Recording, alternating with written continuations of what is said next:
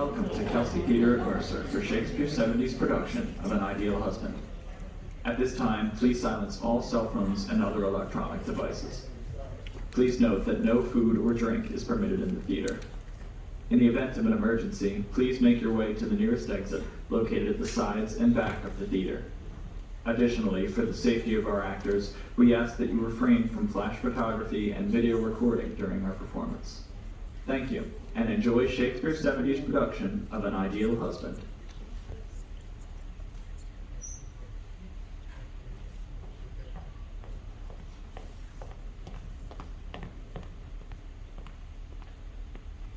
The Octagon Room at Sir Robert Chiltern's house in Grosvenor Square. The room is brilliantly lighted and full of guests. Over the well of the staircase hangs a great chandelier with wax lights, which illuminate a large 18th century French tapestry representing the triumph of love from a design by Boucher that is stretched on the staircase wall. At the top of the staircase stands Lady Chiltern, a woman of grave Greek beauty, about 27 years of age. She receives the guests as they come up. On the right is the entrance to the music room. The sound of a string quartet is faintly heard. Enter Lord Caversham, an old gentleman of 60, wearing the riband and star of the Garter, a fine Whig type, rather like a portrait by Lawrence. Good evening, Lady Chiltern. Has my good-for-nothing young son been here? I don't think Lord Goring has arrived yet. Why do you call Mabel Chiltern is the perfect example of the English type of prettiness, the apple blossom type. She has all the fragrance and freedom of a flower. There is ripple after ripple of sunlight in her hair, and the little mouth with its parted lips is expectant, like the mouth of a child. She has the fascinating tyranny of youth and the astonishing courage of innocence. To sane people, she is not reminiscent of any work of art, but she is really like a Tanagra statuette, and would be rather annoyed if you were told so. Why do you call Lord Goring good for nothing?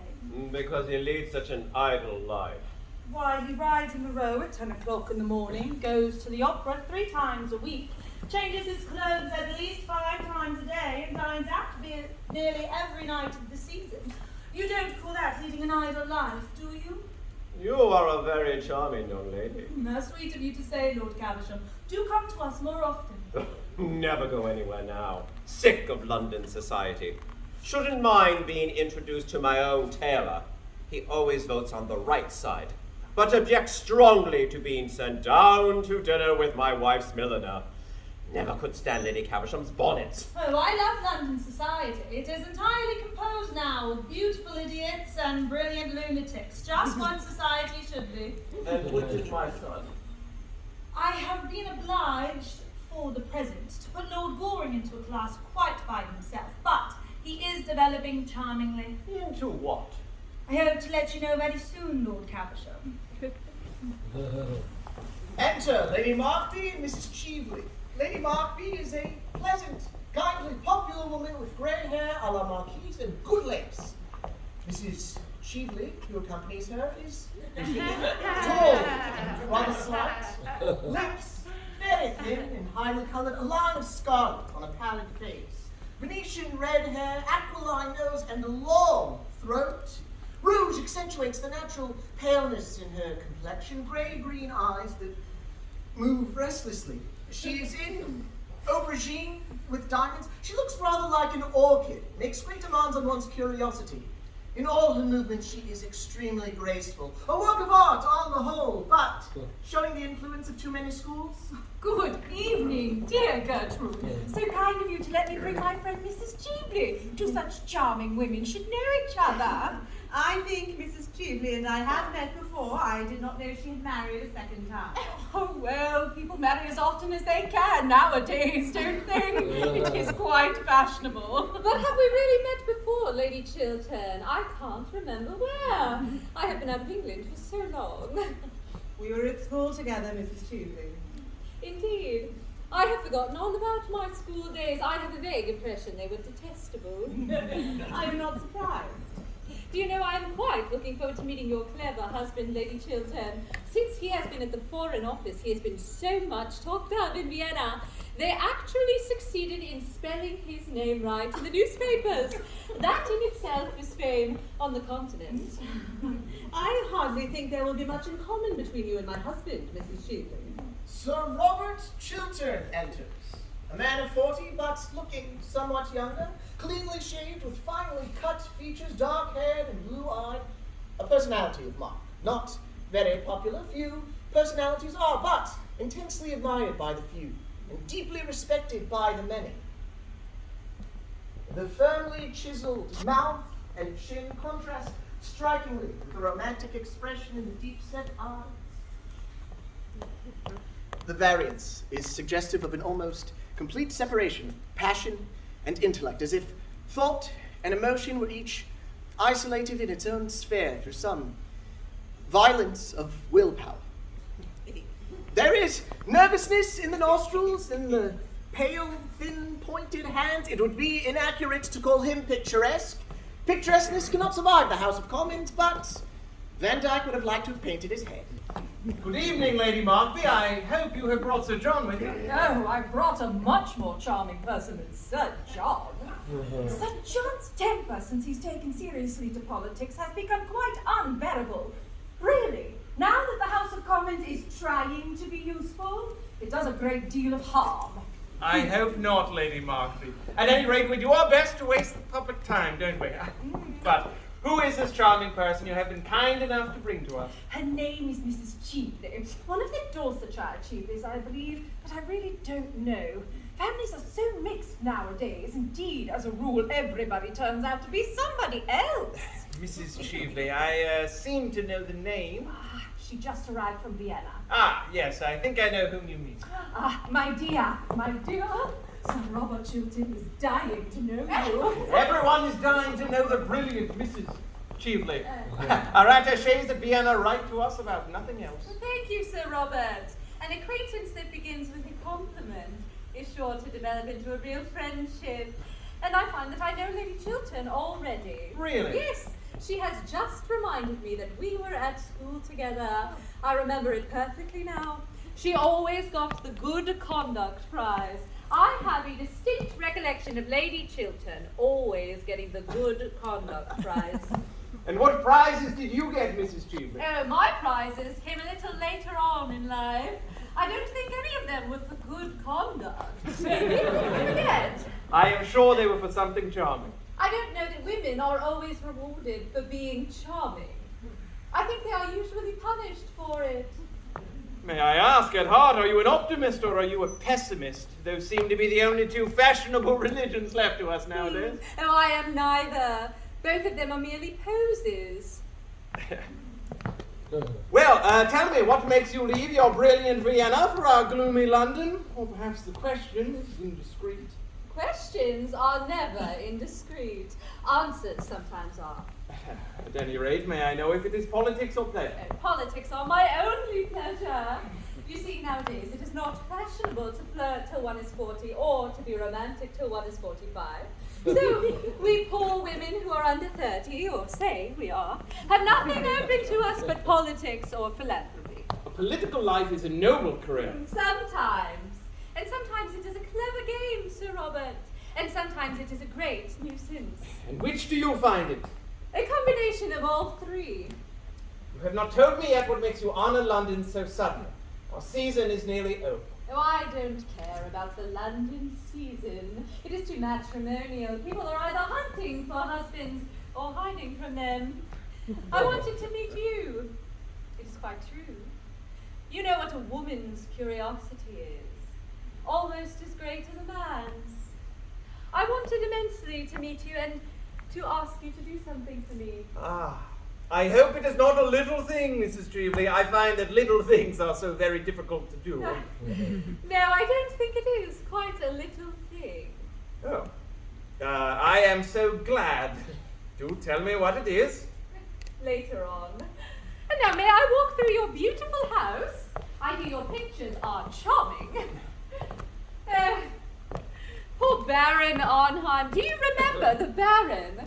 used to tell me you had the most wonderful Quarterones. Did you know Baron Arnheim well? Intimately. Did you? At one time? Wonderful man, wasn't he? He was very remarkable in many ways. I often think it is such a pity he never wrote his memoirs. They would have been most interesting.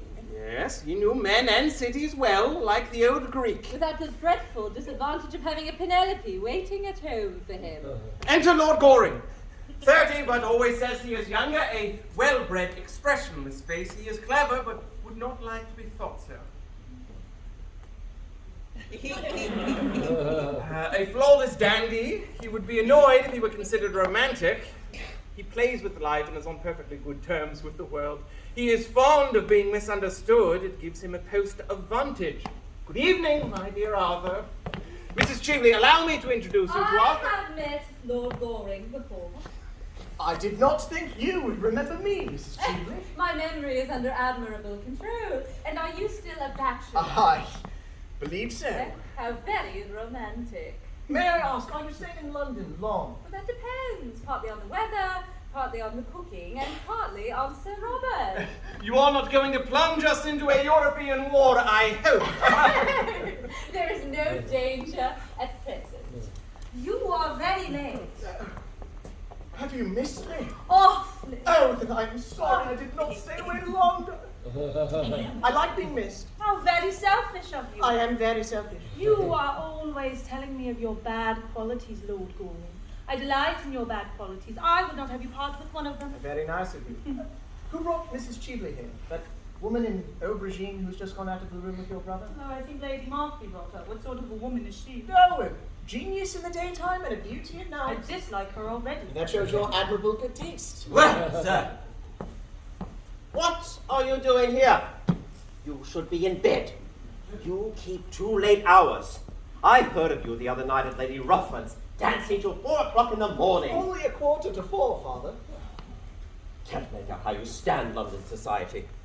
It's a bunch of damn nobodies talking about nothing. I love talking about nothing, Father. It is the only thing I know anything about. You seem to be living entirely for pleasure. What else is there to live for, Father? Nothing ages like happiness.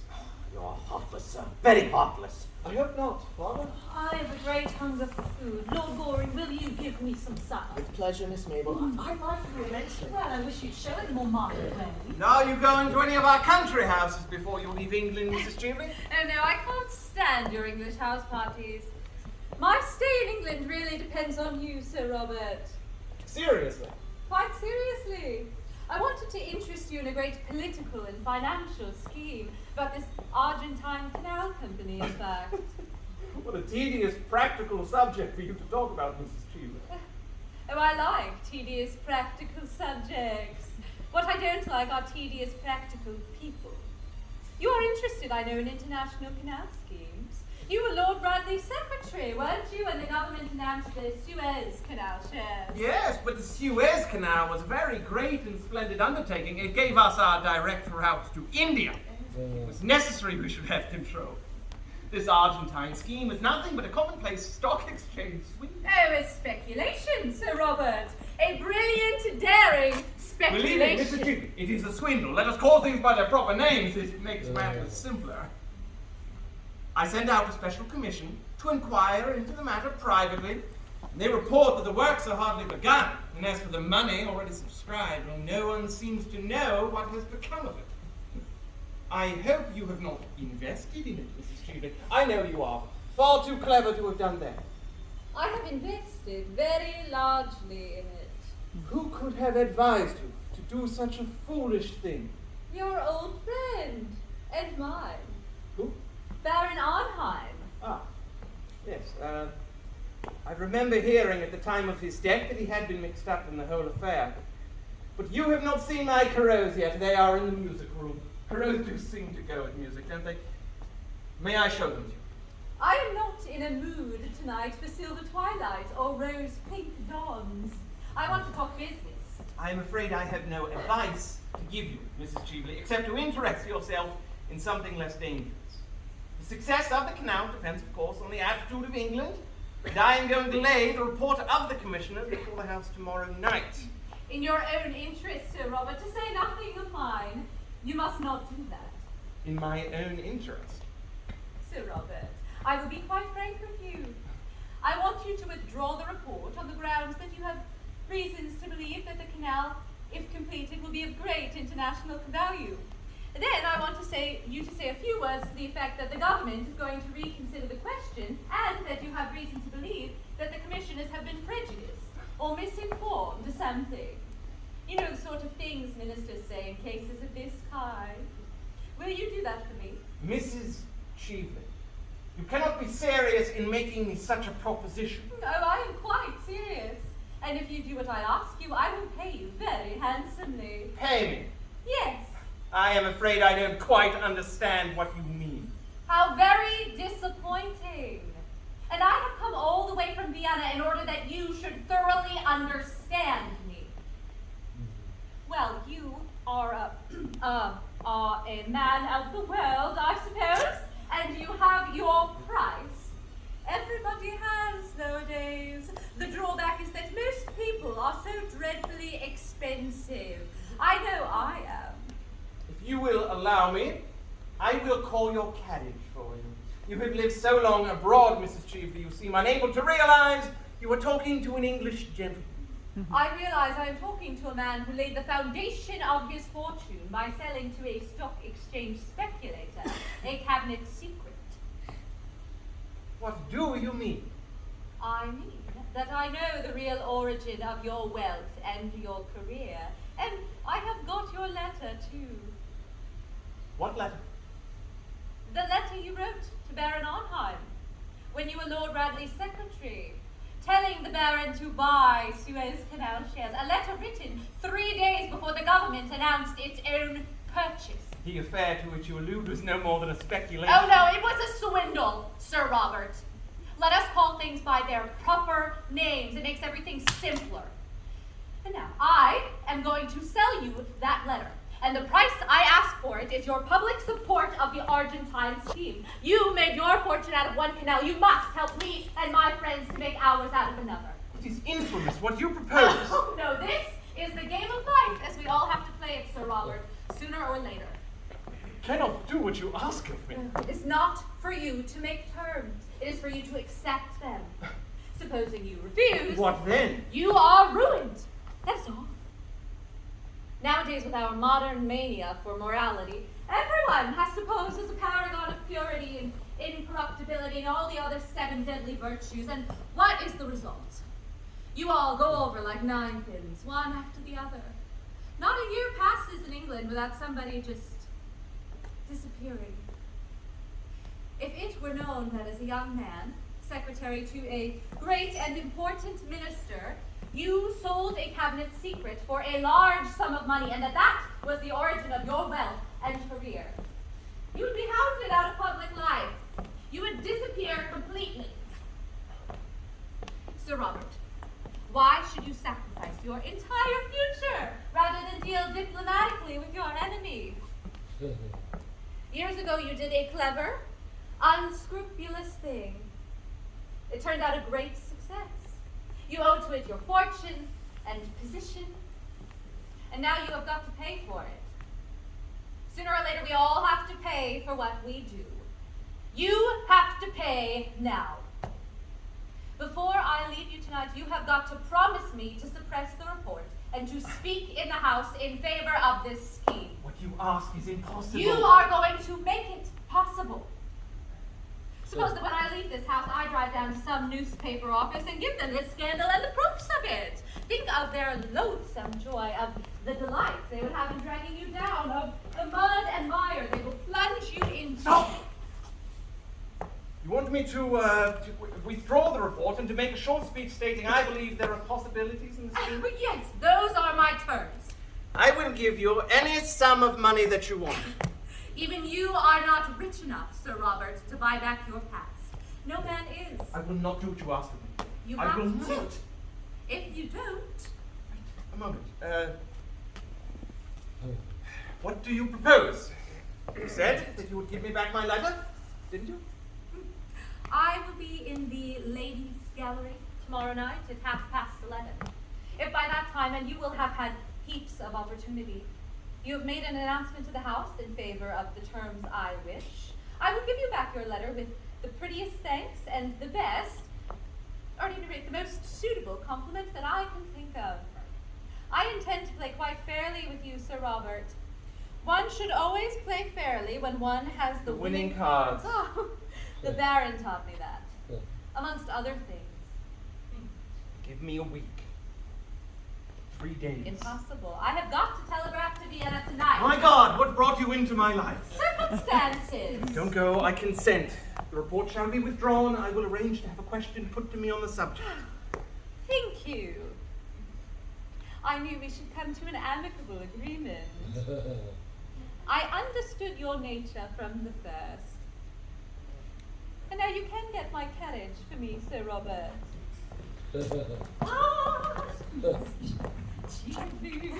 I do hope you've enjoyed yourself. Sir Robert is very entertaining, is he not? Most entertaining. I have enjoyed my talk with him immensely. He has had a very interesting and brilliant career, and he has married a most admirable wife. Lady Chiltern is a woman of the very highest principles, I am glad to say. I am a little too old now myself to trouble with setting a good example, but I often admire those who do. And Lady Chiltern has a very ennobling effect on life, though her dinner parties can be a bit dull. But one can't have everything, can one? Oh, shall I call on you tomorrow? We might go driving in the park at 5. Everything is so fresh in the park now. Except the people. Oh, the people are a little jaded. I have often observed the season as it goes on produces a kind of softening of the brain. However, I think anything is better than high intellectual pressure. That is the most unbecoming thing there is. It makes the noses of all the girls so particularly large. And there is nothing so difficult to marry as a large nose. Men don't like them. Oh, good night, dear. Good night, Gertrude. What a charming house you have, Lady Chiltern. I have spent a delightful evening. It was so interesting getting to know your husband. Why did you wish to meet my husband, Mrs. Cheveley? I wish to interest him in this Argentine Canal Company, of which I dare say you have heard, and I found him most susceptible to reason, I mean. He's going to make a speech in the House tomorrow night in favour of the idea. We must go to the ladies' gallery and hear him. It will be a great occasion. There must be some mistake. That scheme could never have my husband's support. Oh, I assure you it's all quite settled. Of course, for the next 24 hours, the whole thing is a dead secret. A secret? Between whom? Between your husband and myself. Your carriage is here, Mrs. Cheveley. Thanks. Good night, Lady Chiltern. Good night, Lord Goring. I am at Claridge's. Don't you think you might leave a card? If you wish it, Mrs. Cheveley. Don't be so solemn about it, or I shall be obliged to leave a card on you. In England, I suppose that would hardly be considered en règle. Abroad, we are more civilized. Will you see me down, Sir Robert?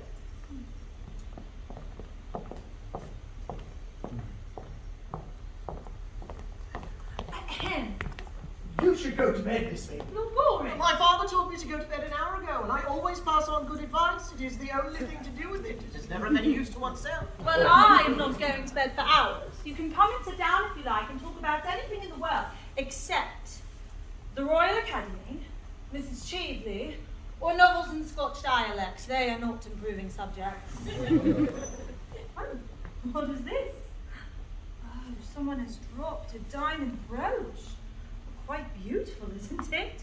Oh, I wish it were mine. Gertrude won't let me wear anything but pearls, and I am thoroughly sick of pearls. They make one look so plain, so good, so intellectual. I wonder whom the brooch belongs to. I wonder who dropped It it. is a beautiful brooch. It is a handsome bracelet. It isn't a bracelet, it's a brooch. It can be used as a bracelet. What are you doing? Miss Mabel, I'm going to make a rather strange request. Oh, pray do. I've only been waiting for it all the evening. Don't let anyone know that I've taken charge of this brooch. If anybody should write and claim it, let me know at once. That is a strange request. Well, you see, I gave this brooch to somebody once, years ago. You did? Yes. Then I shall certainly bid you good night. You saw who Lady Markby brought here tonight? Yes, it was an unpleasant surprise, but what did she come here for? Apparently to try and lure Robert to uphold some fraudulent scheme in which she is interested. The Argentine Canal, in fact. She has mistaken her man, hasn't she? My dear Arthur, you are not going, are you? Do stop a little. Afraid I can't, thanks. I promised to look in at the hot dogs. See you soon. Goodbye. How beautiful you look tonight, Gertrude. It is not true, is it, Robert? You're not going to lend your support to this Argentine speculation, you couldn't. Who told you I intended to do so? Mrs. Cheveley? She seemed to taunt me with it. We were at school together. She was untruthful, dishonest, an evil influence on everyone whose trust or friendship she could win. She was sent away for being a thief. Why do you let her influence you? Mrs. Cheveley may have changed since then. No one shall be judged entirely by their past. One's past is what one is. It is the only way by which people should be judged. That is a hard saying, Gertrude. It is a true saying, Robert. And what did she mean that she had got you to lend your support, your name, to a thing which I've heard you describe as the most dishonest and fraudulent scheme that has ever been in political life? I was mistaken in the view I took. We all may make mistakes. But you told me yesterday that you had received the report from the Commission and that it entirely condemned the whole thing. I have reason now to believe that the Commission was prejudiced, or at any rate misinformed. Besides, Gertrude, public and private life are different things. They have different laws and move on different lines. I see no difference between them. In the present case, on a matter of practical politics, I have changed my mind. That is all. It is horrible that I should have to ask you such a question. Robert, are you telling me the whole truth? Why do you ask me such a question? Why do you not answer it? Gertrude, truth is a very complex thing. And politics is a very complex business. One may be under certain obligations to people that one has to pay.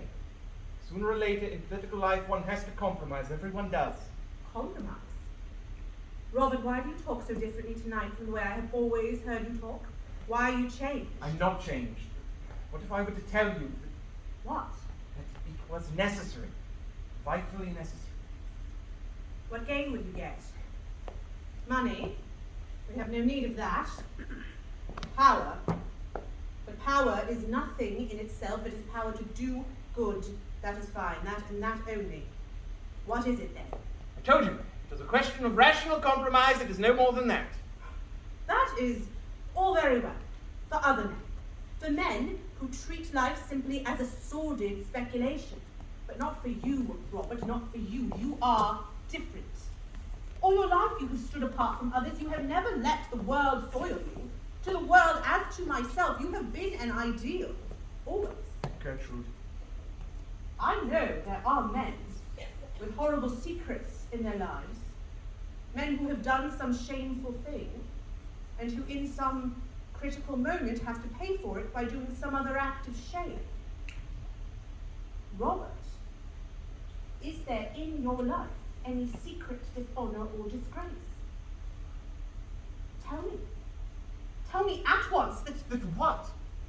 that our lives may drift apart, Drift apart?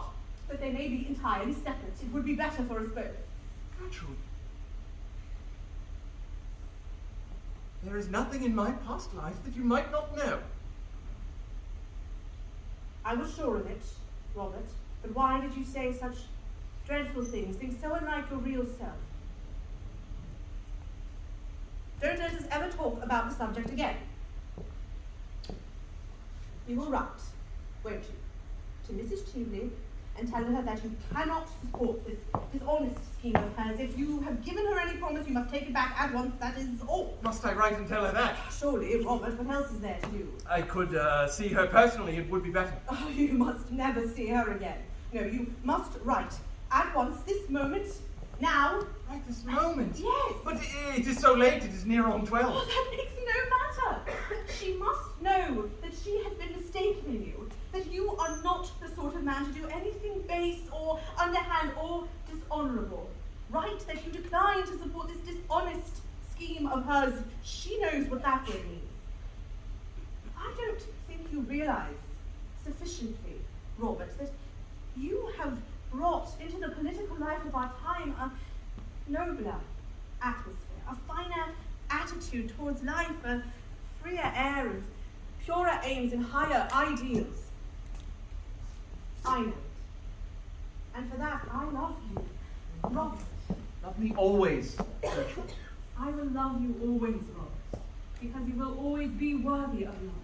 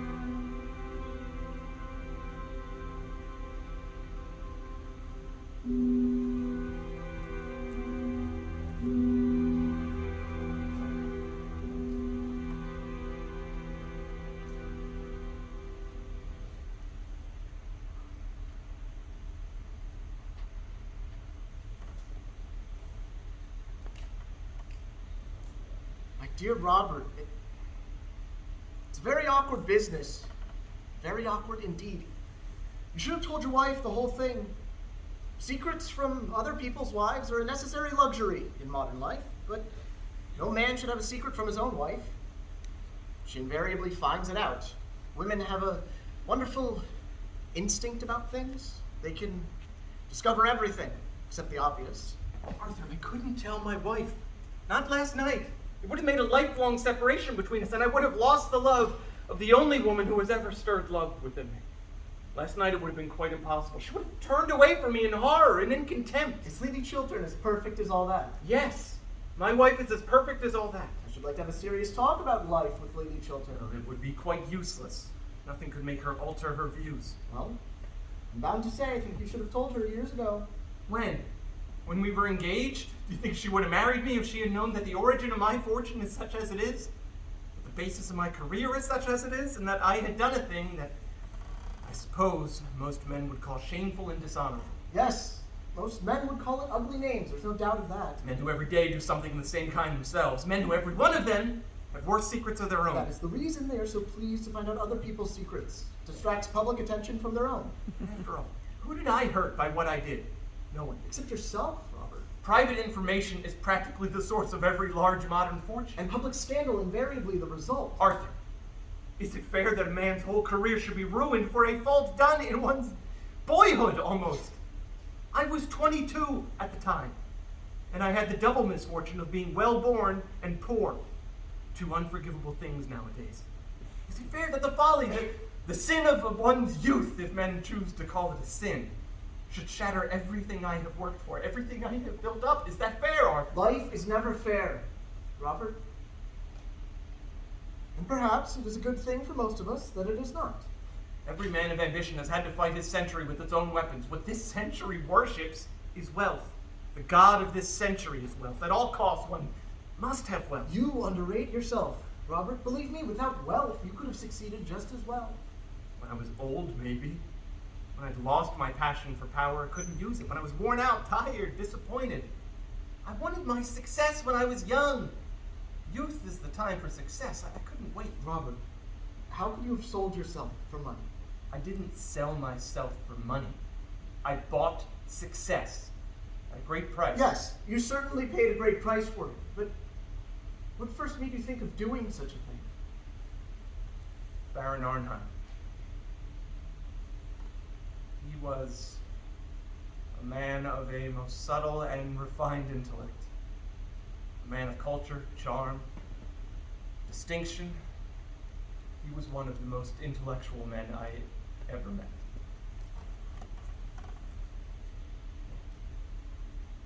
How did he do it? Tell me. The whole thing. One night, after dinner at Lord Radley's, the Baron began talking about success in modern life as something one could reduce to an absolutely definite science. With that wonderfully fascinating, quiet voice of his, he expounded to us the most terrible of all philosophies, the philosophy of power. He preached to us the most marvelous of all gospels, the gospel of gold. I think he saw the effect he produced on me. For some days later, he wrote and asked me to come and see him.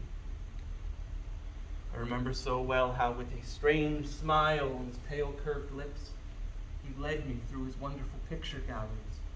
He showed me his tapestries, his enamels, his jewels, his carved ivories. He made me wonder at the loveliness of the strange luxury in which he lived. And then he told me, luxury is nothing but a background, painted scene in a play, and that power over other men, power over the world, was the one thing worth having, the one supreme pleasure worth knowing, the one joy one never tired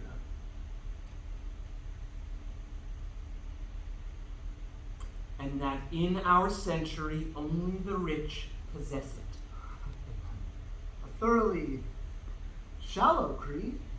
I didn't think so then. I don't think so now. Wealth has given me enormous power. It gave me at the very outset of my life freedom. And freedom is everything. You have never been poor and never known what ambition is, so you cannot understand what a wonderful chance the Baron gave to me. Such a chance as few men get. How did he first persuade you to do what you did? When I was going away, he said to me that if ever I could give him any private information of real value, he would make me a very rich man. I was dazed at the prospect he held out to me, and my ambition and my desire for power were at that time boundless. 6 weeks later, certain private documents passed through my hands. State documents. Yes. I never thought that you, of all men in the world, could have been so weak, Robert, as to yield to such temptation. Weak? Do you really think, Arthur, that it is weakness that yields to temptation? I tell you, there are terrible temptations that it requires strength and courage to yield to risk everything on one throw, to stake it all. Whether the stake is power or pleasure, I care not. There is no weakness in that. There is a horrible, a terrible courage. I had that courage. I sat down the same afternoon and wrote Baron Arnheim the letter this woman now holds. He made $750,000 over that transaction. And you? I received from the Baron £110,000. You were worth more, Robert. No. That money gave me exactly what I wanted, power over others. I went into the house immediately. The Baron advised me in finances from time to time. Within 5 years, I had nearly trebled my fortune. Since then, everything I have touched has turned out a success. In all things connected with money, I have had a luck so extraordinary that sometimes it has made me almost afraid.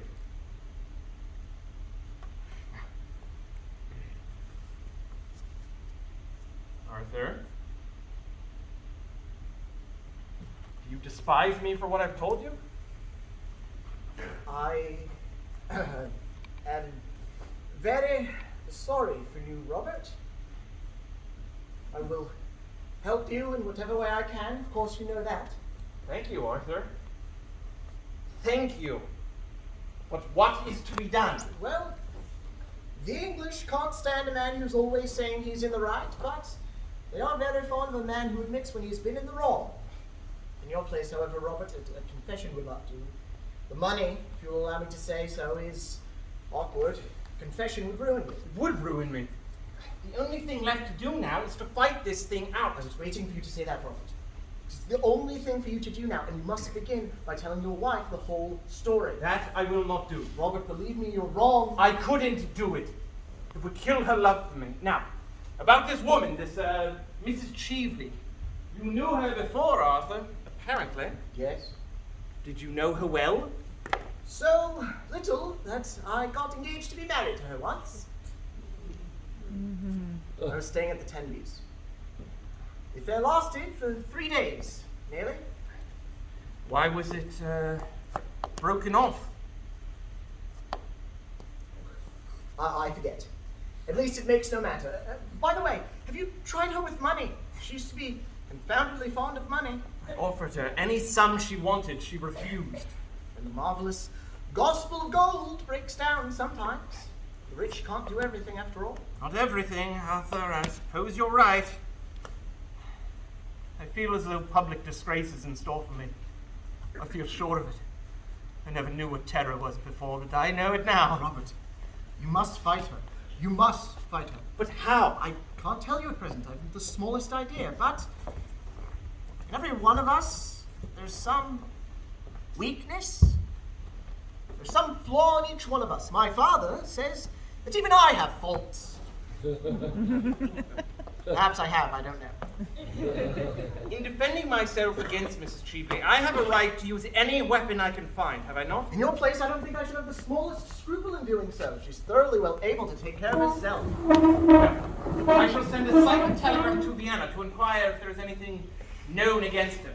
Maybe there is some secret scandal she might be afraid of. I'm sure she adores scandals, and that it is the great sorrow of her life at present that she can't manage to have enough of them.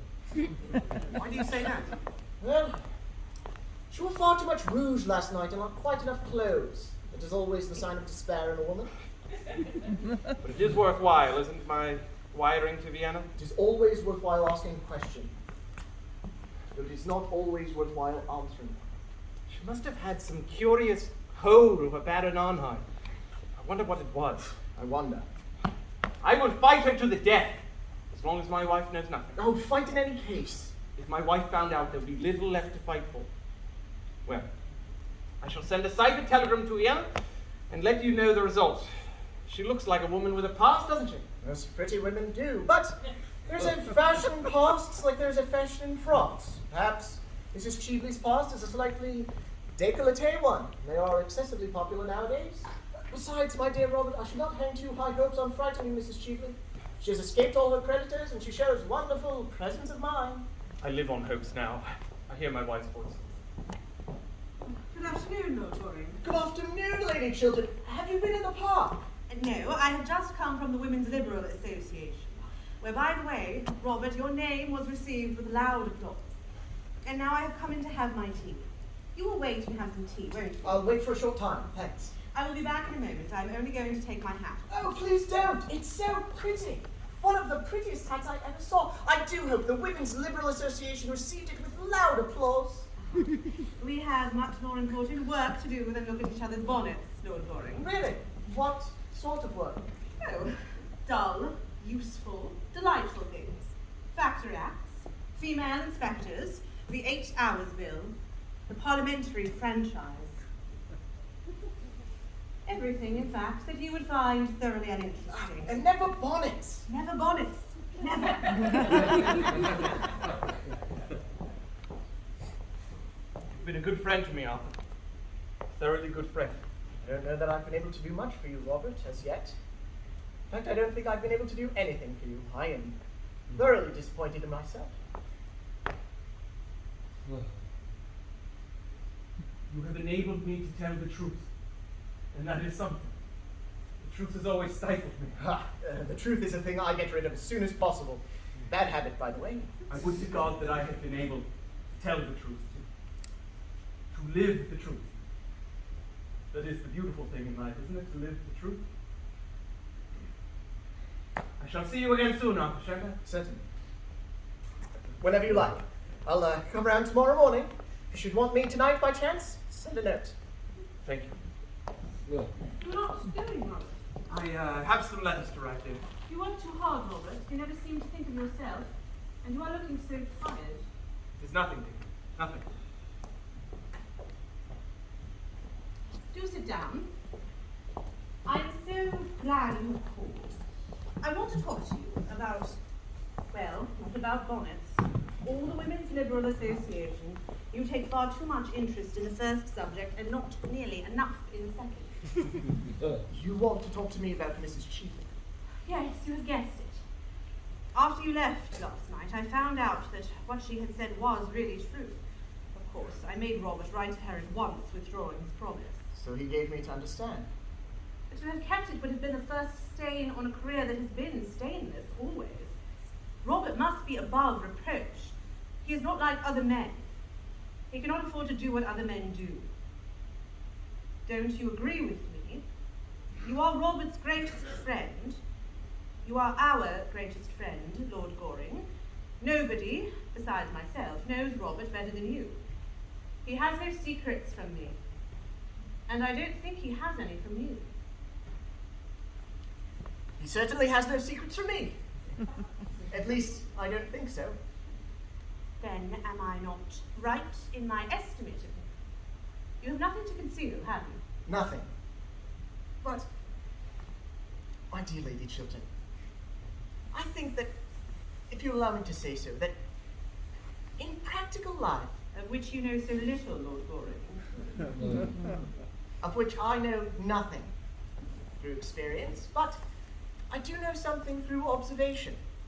I think that in practical life there is something about success, actual success, that is a little unscrupulous. Something about ambition that is unscrupulous always. Once a man has set his heart and soul on getting to a certain point, if he has to climb the crag, he climbs the crag. If he has to walk in the mire, Well, he walks in the mire. Of course, I'm only talking generally about life. I hope so. Why do you look at me so strangely, Lord Goring? Lady Chiltern, I've often thought that perhaps you are a little hard in some of your views on life. I think that often you don't make sufficient allowances. In every nature there is weakness, or worse than weakness. Supposing, for instance, any public man, my father, or Lord Merton, or Robert, say, had years ago written some foolish letter to someone. What do you mean by a foolish letter? A letter gravely compromising one's position. I'm only putting an imaginary case. Robert is as incapable of doing a foolish thing as he is of doing a wrong thing. Nobody is incapable of doing a foolish thing. Nobody is incapable of doing a wrong thing. Are you a pessimist? What will the other dandies say? They will all have to go into mourning. No, Lady Chiltern, I'm not a pessimist. In fact, I don't think I quite know what pessimism really means. Lord Goring, you are talking quite seriously. I don't think I have ever heard you talk seriously before. You must excuse me, Lady Chiltern. It won't occur again, if I can help it. But I like you to be serious. Dear Gertrude, don't say such dreadful things about Lord Goring. Seriousness would be very unbecoming to him. Good afternoon, Lord Goring. Pray, be as trivial as you can. I should like to, Miss Mabel, but I'm afraid I'm a little out of practice this morning. Besides, I have to be going now. Just when I have come in, what dreadful manners you have. I am sure you were very badly brought up. I was. I wish I had brought you up. I'm so sorry you didn't. It is too late now, I suppose. I'm not so sure. Will you ride tomorrow morning? Yes, at 10. Don't forget. Of course I shan't. By the way, Lady Chiltern, there is no list of your guests in the Morning Post of today. It has been crowded out by the County Council or the Lambeth Conference or something equally boring. Could you let me have a list? I have a particular reason for asking you. I am sure Mr. Trafford will be able to give you one. Thanks so much. Tommy Trafford is the most useful person in London. And who's the most ornamental? I am. How clever of you to guess it. Goodbye, Lady Chiltern. You will remember what I said to you, won't you? I wish you were not going. I have had 4 wonderful adventures this morning. 4.5, in fact. You might stop to listen to some of them. How very selfish of you to have 4.5. There won't be any left for me. I do not want you to have any. They would not be good for you. 10 tomorrow. Sharp. Quite sharp. But don't bring Mr. Trafford. Dear Gertrude, I wish you would speak to Tommy Trafford. What has poor Mr. Trafford done this time? Robert says he is the best secretary he has ever had. Well, Tommy has proposed to me. Again. Tommy really does nothing but propose to me. He proposed to me last night in the music room when I was quite unprotected as there was an elaborate trio going on. I didn't make the smallest repartee, I need hardly tell you. If I had, it would have stopped the music at once. Then he proposed to me in broad daylight this morning in front of that dreadful statue of Achilles. Really, the things that go on in front of that work of art are appalling. The police shouldn't interfere. At luncheon, I saw by the glare in his eye that he was going to propose again, and I just managed to check him in time by assuring him that I was a bimetallist. Fortunately, I don't know what bimetallism means, and I don't think anyone else does either. Well, the observation crushed Tommy for nearly 10 minutes. He looked quite shocked. And then, Tommy is so annoying the way he proposes. If he proposed at the top of his voice, I should not mind so much. That might produce some effect on the public. But when Tommy wants to be romantic, he does so in a horrid, confidential way. He talks to one like a doctor. I wish, dear Gertrude, that you would speak to Tommy and tell him that once a week is quite often enough to propose to anyone, and that it should always be done in a manner that attracts some attention. Dear Mabel, don't talk like that. Besides, Robert thinks very highly of Mr. Trafford. He believes he has a brilliant future before him. I wouldn't marry a man with a future before him for anything under the sun. Mabel. Well, I know, dear. You married a man with a future, didn't you? But Robert is a genius, and you have a noble, self-sacrificing character. You can stand geniuses. I have no character at all, and Robert is the only genius I could ever bear. As a rule, I think they are quite impossible. Geniuses talk so much, don't they? Such a bad habit. And they are always thinking about themselves when I want them to be thinking about me. Dear Markby, how nice of you to come and see me. Mrs. Cheveley. Oh, isn't that Miss Chiltern? I should like so much to know her. Mabel, Mrs. Cheveley wishes to know you. I thought your frock so charming last night, Miss Chiltern. So simple and suitable. Really? I must tell my dressmaker. She will be quite shocked. You are remarkably modern, Mabel. A bit too modern, perhaps. There is nothing so dangerous as being too modern. One is apt to grow old-fashioned quite suddenly. I've known many instances of it. What a dreadful prospect. Oh, you need not be nervous. You will always be as pretty as possible. That is the best fashion there is. And the only fashion England succeeds in setting. Well, thank you, Lady Markby, for England and for myself. Well, dear Gertrude, we just called to see if Mrs. Cheveley's diamond brooch had been found. I have heard nothing about it, but I will send for the butler and ask. Oh, pray don't trouble, Lady Chiltern. I dare say I lost it at the opera before we came on here. Well, I suppose it must have been at the opera. The fact is, we all scramble and jostle so much nowadays. I wonder if we have anything left on us at the end of an evening. What sort of a brooch was it that you lost, Mrs. Cheveley? A diamond snake brooch with a ruby on it, a rather large ruby. Oh, and I thought you said there was a sapphire on the head. Oh, no, Lady Markby, a ruby. Oh, well, I must say it is quite annoying to lose anything. I remember once at Bath, years ago, losing in the pump room a rather handsome cameo bracelet Sir John had given me. I don't think he has ever given me anything since, I am sorry to say. He has sadly degenerated. Really, this horrid House of Commons is quite ruining our husbands for us. I think the lower house by far the greatest blow to a happy married life since that terrible thing called the higher education of women was invented. It is heresy to say that in this house, Lady Markby. I am a great champion of the higher education of women, and so I am afraid is Robert. The higher education of men is what I should like to see. Men need it so sadly. They do, dear. But I am afraid such a scheme would be quite unpractical. I don't think men have the capacity for development. They've gone as far as they can. That isn't far, is it? regards to women, dear Gertrude, you belong to a younger generation, and I'm sure it is all right if you approve of it. In my time, of course, we were taught not to understand anything. That was the old system, and wonderfully interesting it was. I assure you, the number of things I and my poor sister were taught not to understand was quite extraordinary. But modern women understand everything, I'm told. Except their husbands. That is the one thing a modern woman never understands. And a good thing too, dear. It might break up many a happy home if they did. Oh, not yours, Gertrude. You have married a pattern husband. I wish I could say as much for myself. But since Sir John has taken to attending the debates regularly, which he never used to do in the good old days, his language has become quite unbearable. He always seems to think he's addressing the House, and consequently, whenever he discusses the state of agricultural labourers or the Welsh Church, or something quite improper of that kind, I am obliged to send all of the servants out of the room. It is not pleasant to see one's butler, who has been with one for 23 years, actually blushing at the sideboard.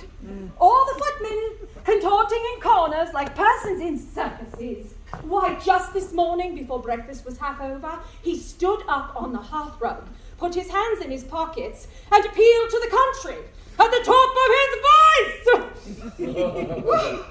I left the table as soon as I'd had my second cup of tea, I need hardly say, but his violent language could be heard all over the house. I trust Sir Robert is not like that. But I am very much interested in politics, Lady Markby. I love to hear Robert talk about them. May I get you some tea? Oh, no, thank you, dear. The fact is, I've promised to go round to see poor Lady Bromcaster for 10 minutes, who is in very great trouble.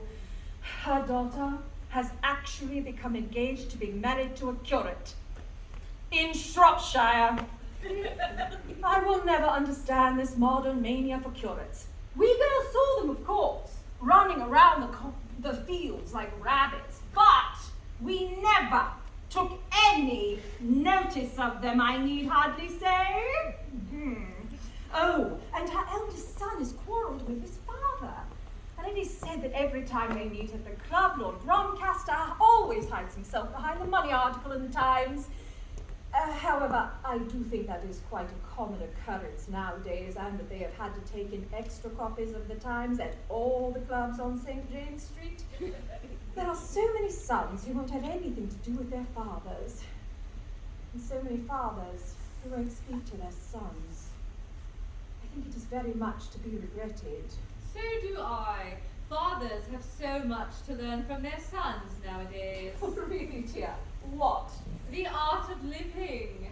The only really fine art we have produced in modern times. Lord Bromcaster knew a good deal about that, more than his poor wife ever did. Like all stout women, she looks the very picture of happiness. There's no doubt you've noticed. But there are a great many tragedies in her family besides this affair of the curate. Her own sister, Mrs. Jekyll, had a very unhappy life through no fault of her own. She ultimately was so broken-hearted that she went into a convent. Or onto the operatic stage. I can't remember which. No, it was decorative art needlework she took up. I know she had lost all sense of pleasure in her life. And now, dear Gertrude, if you will allow me, I shall leave Mrs. Cheveley in your charge and call back for her. As I intend this to be a visit of condolence, I shan't stay long. And no doubt you both have many pleasant reminiscences of your school days to talk over together. Goodbye, Gertrude. Oh, shall I see you at Lady Bernard's tonight? She has discovered a wonderful new genius. He does nothing at all, I believe. It is quite refreshing, is it not?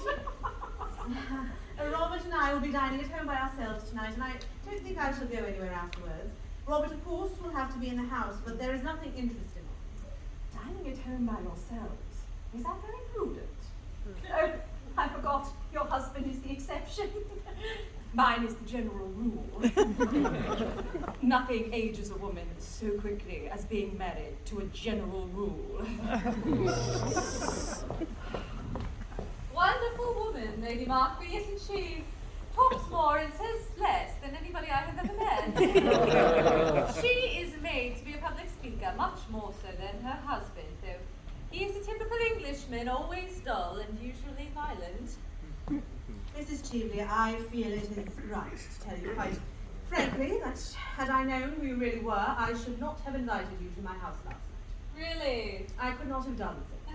I see that after all these years you have not changed a bit, Gertrude. I never changed. Then life has taught you nothing. It has taught me that a person who has once been guilty of a dishonest and dishonourable action may be guilty of it a second time and therefore should be shunned. And would you apply that rule to everyone? Yes, to everyone without exception. Then I am sorry for you, Gertrude. Very sorry for you. You see now, I am sure that for many reasons, any further acquaintance between us during your stay in London is quite impossible. And yet I have come here to do you a service. Like the service you wished to render my husband last night.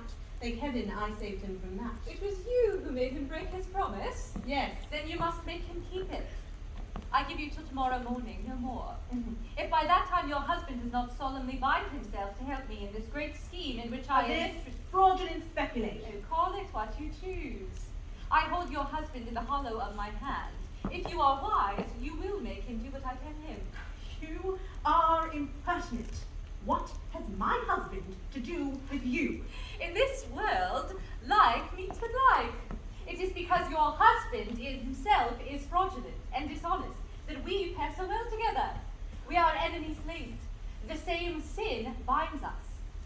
How dare you class my husband with yourself?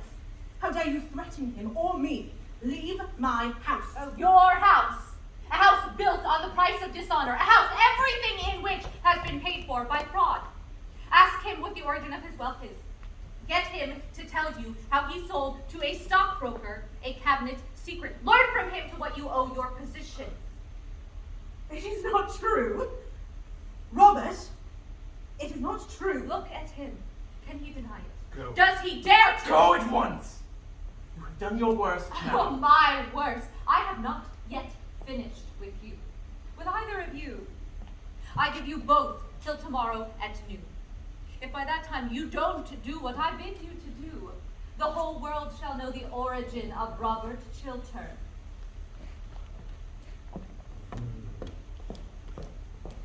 You sold a cabinet secret for money. You began your life with fraud. You built up your career on dishonor. Tell me it is not true. What this woman said is quite true. But Gertrude, listen to me. Don't You don't realize how I was touch me. You have been wearing a mask all these Gertrude. years. You sold Gertrude, yourself please, for money. let me You tell you put yourself something. up for sale to the highest bidder you were bought on the market. Gertrude. No, don't speak. Your voice wakes terrible memories. Memories of things that made me love you. Memories of words that made me love you. You were something apart from common life. A thing pure, noble, honest, without stain. And now, when I think that I made of a man like you my ideal. There was your mistake. There was your error, the error all women make.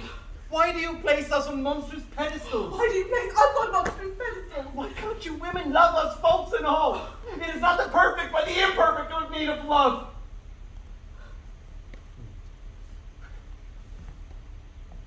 Women think that they are making ideals of men, but they are making of false idols merely.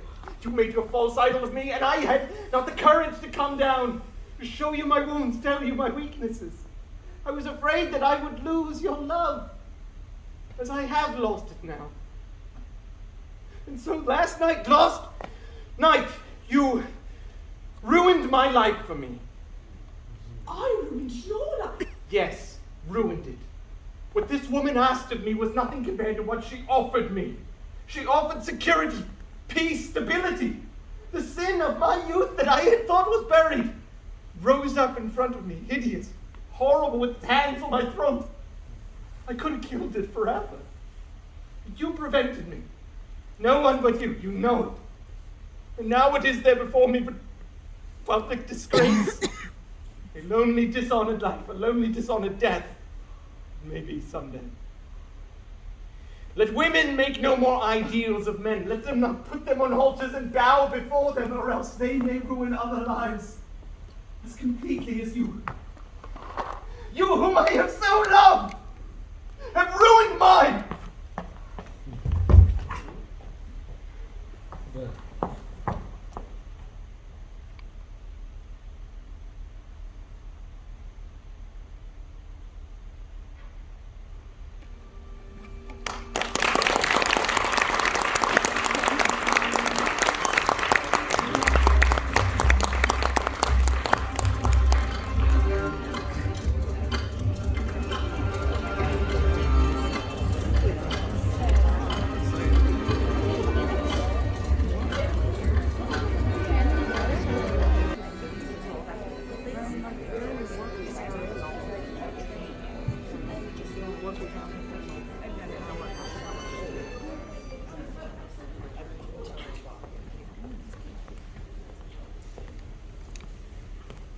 Library at Lord Goring's house, an Adam room.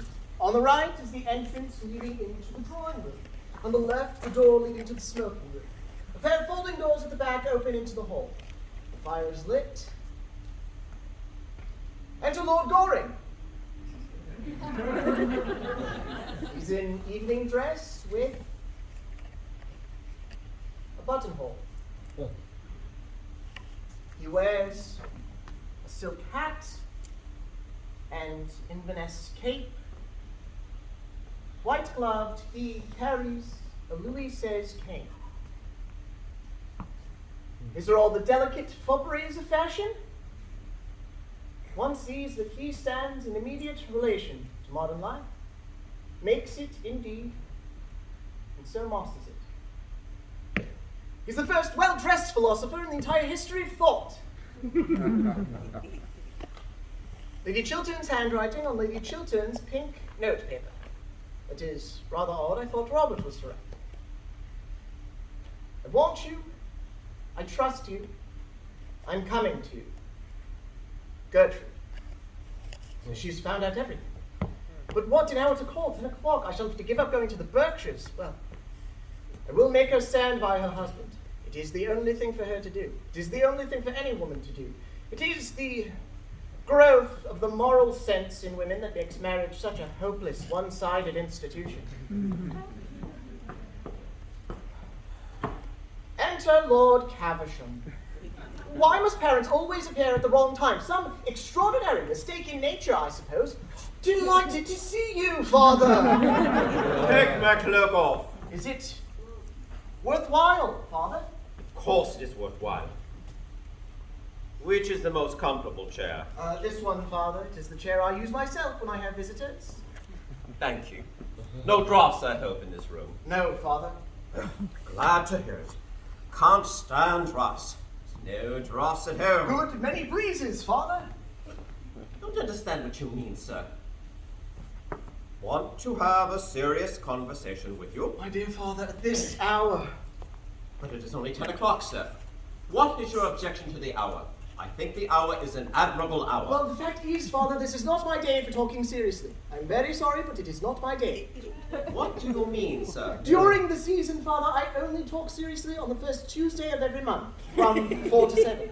Well, make it Tuesday then, sir. Make it Tuesday. But it is after 7, Father, and my doctor says that I should not have any serious conversations after 7. Makes me talk in my sleep. Talk in your sleep? What does that matter? You're not married.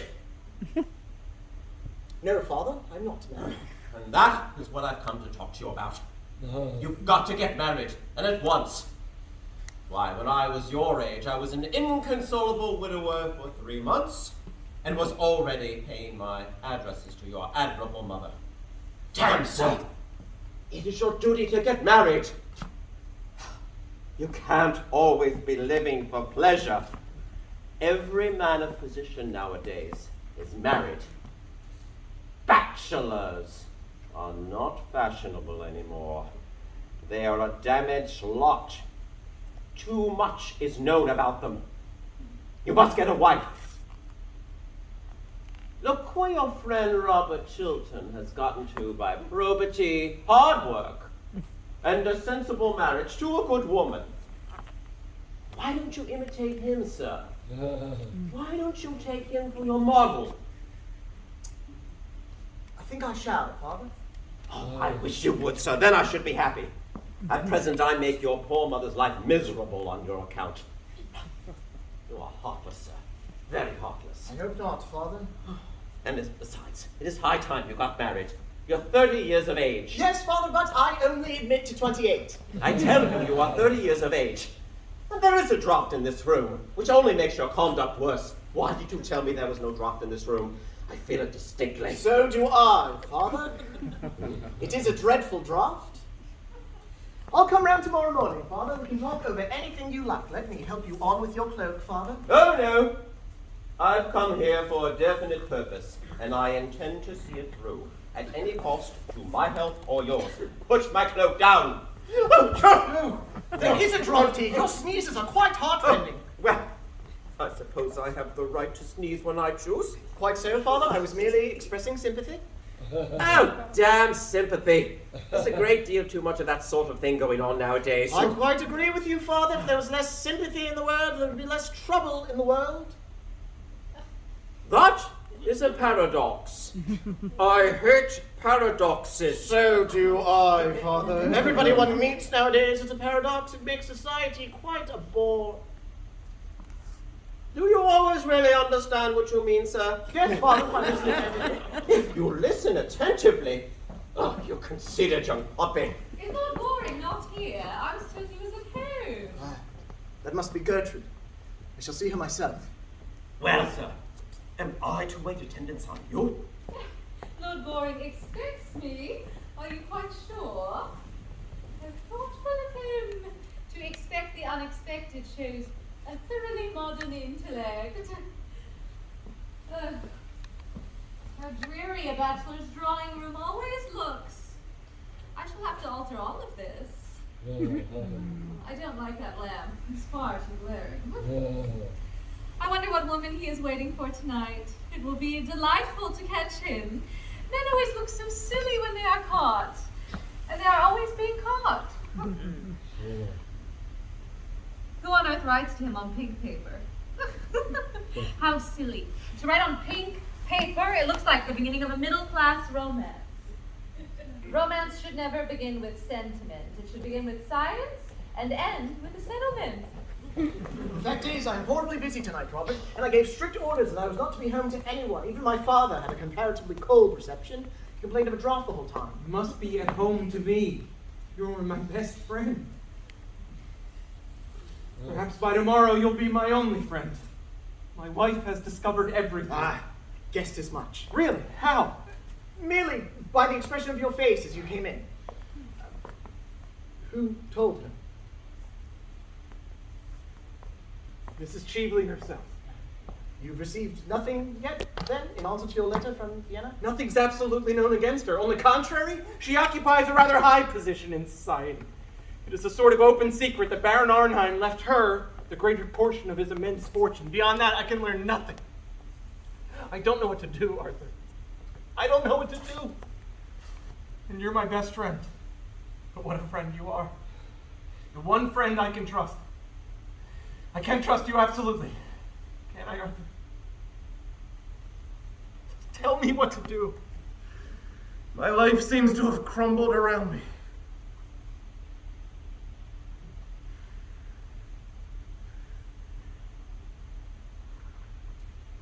Robert, you love your wife, don't you?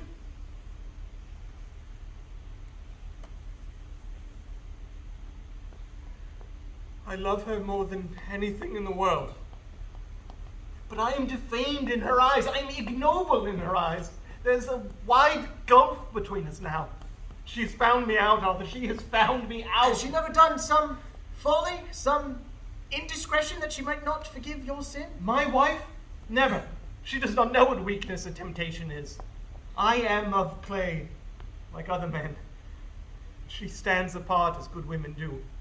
Pitiless in her perfection, cold and stern and without mercy.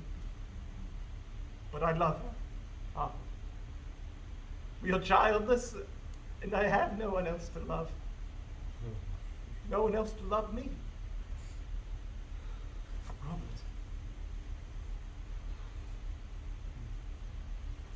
I was brutal to her this evening. I said things to her that were hideously true on my side, from my perspective, from the perspective of men. But don't let us talk of that. Your wife will forgive you, Robert.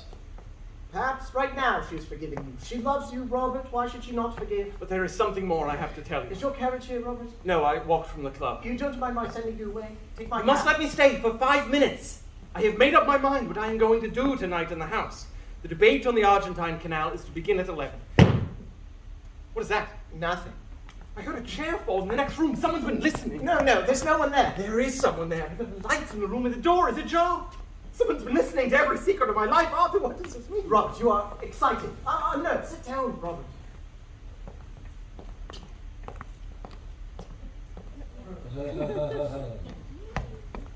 What explanation have you to give me for the presence of that woman here? Robert, upon my honor, that woman is stainless and guiltless of all offense. She is a vile and an infamous thing. Don't say that, Robert. It was for your sake she came here tonight. It was to see Oh, you. man, what have I to do with her intrigues with you? Let her remain your mistress. It's You are not well true, suited to Robert. each other. She, Before corrupt heaven. and shameful. You, false as a friend, treacherous as an enemy. In her presence and yours, I will explain all.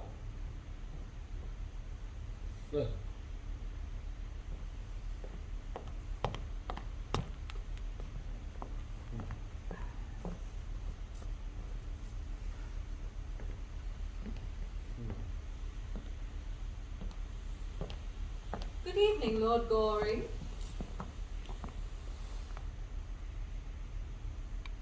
Mrs. Cheveley? May I ask what you were doing in my drawing room? Merely listening. I have a perfect passion for listening to keyholes. One always hears such wonderful things through them. I am so glad you have called. I'm going to give you some good advice. Pray don't. One should never give a woman anything she can't wear in the evening. I see you're as quite as willful as you used to be. Far more. I have greatly improved. I have had more experience. You've come here to sell me Robert Chiltern's letter, haven't you? To offer it to you on conditions. Have you got it with you? No! A well-made dress has no pockets. What is your price for it?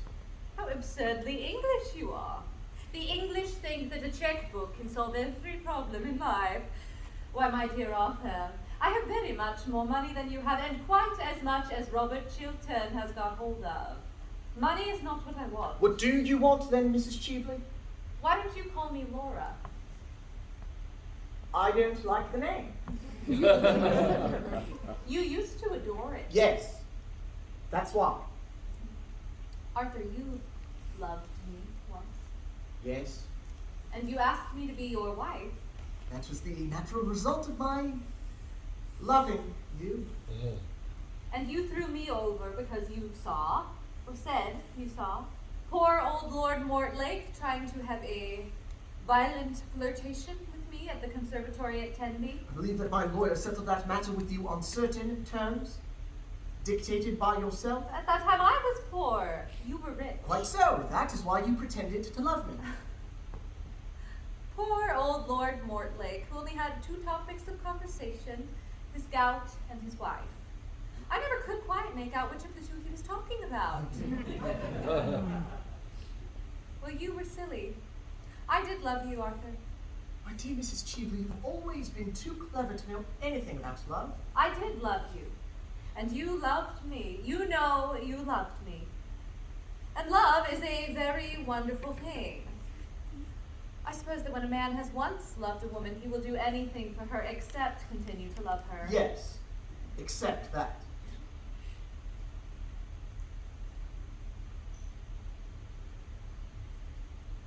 I am tired of living abroad. I want to come back to London. I want to have a charming house here. I want to have a salon. When I saw you the other night at the Chilterns, I knew you were the only person I have ever cared for, if I have ever cared for anybody, Arthur. And so, on The morning of the day that you marry me, I will give you Robert Chiltern's letter. That is my offer.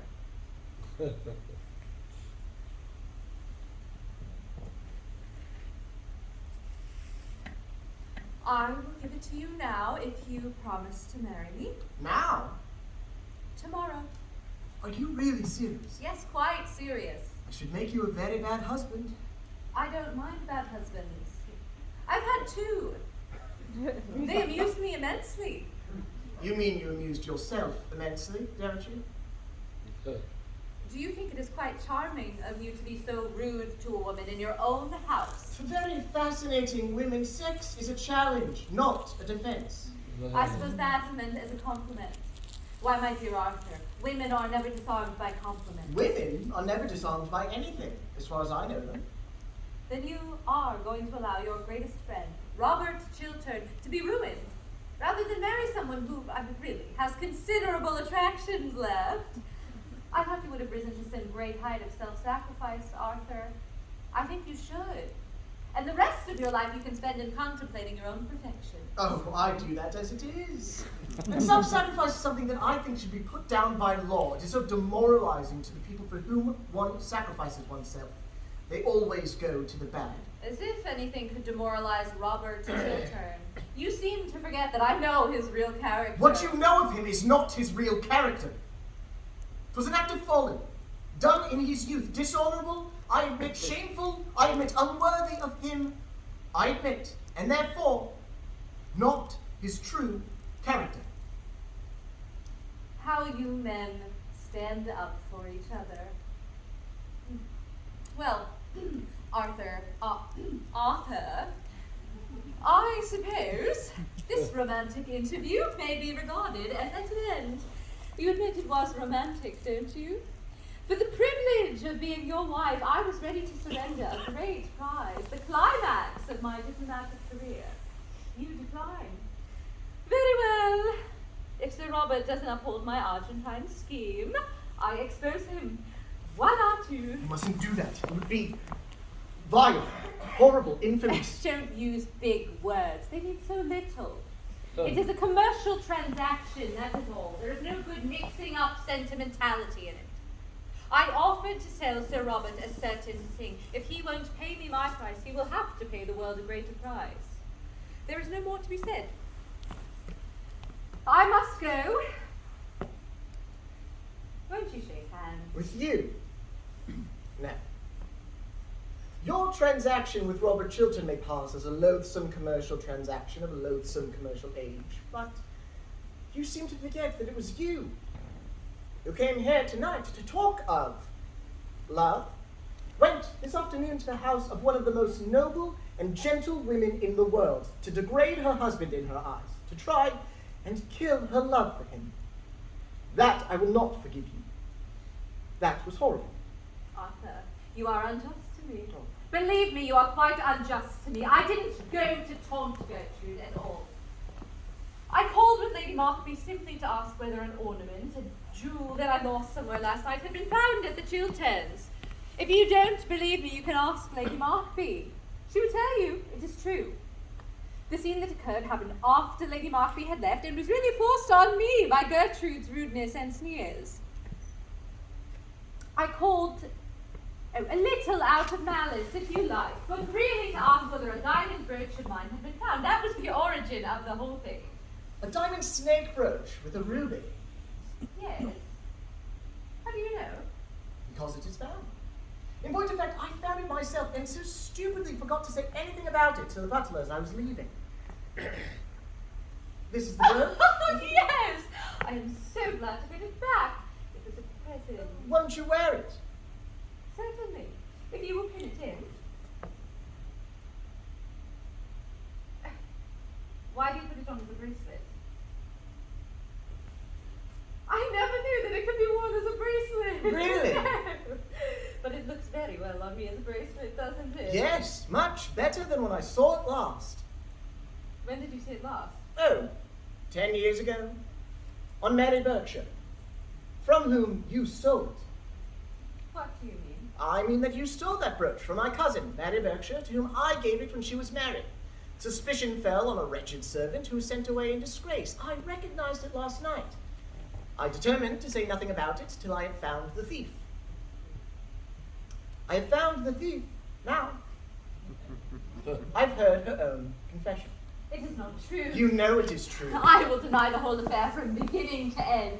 I will say that I have never seen this wretched thing and that it was never in my possession. You called at the Chilterns with Lady Markby to see whether this brooch had been found. If you don't believe me, you can ask Lady Markby. The drawback with stealing a thing, Mrs. Cheveley, is that one never knows how wonderful a thing that one steals is. You can't get that bracelet off unless you know where the spring is. And I see you don't know where the spring is. It is rather difficult to find. Oh, you coward! Oh, don't use big words. They mean so little. I'm going to fetch my servant. When he comes, I shall have him call the police. The police? What for?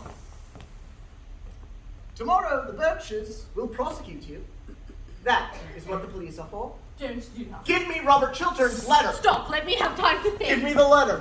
I have not got it with me. You're lying. He is a hypocrite. Give me the letter He is at a once. fraud. He sold a cabinet secret to a stockbroker. I'm going to call my servant. Stop!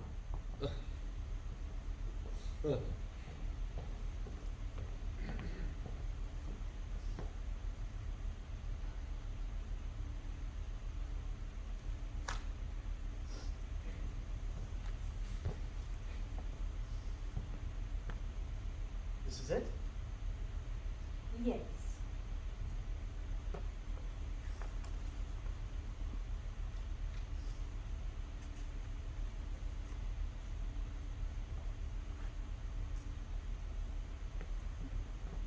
For so well-dressed a woman, Mrs. Cheveley, you have moments of admirable common sense. I congratulate you.